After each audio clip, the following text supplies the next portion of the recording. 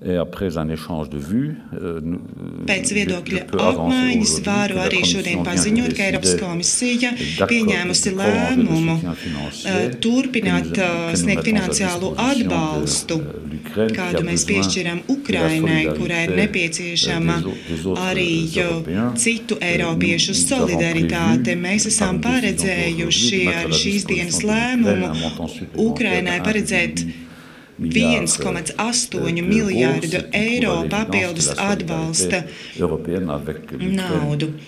Tādējādi arī atspoguļot, ka Eiropas solidaritāte ar Ukrainu nav tukši vārdi, bet ka mēs piedalāmies arī pavisam konkrēti. Un man ir ļoti liels prieks, ka arī Latvijas valdība atbalstīja šo komisijas lēmumu.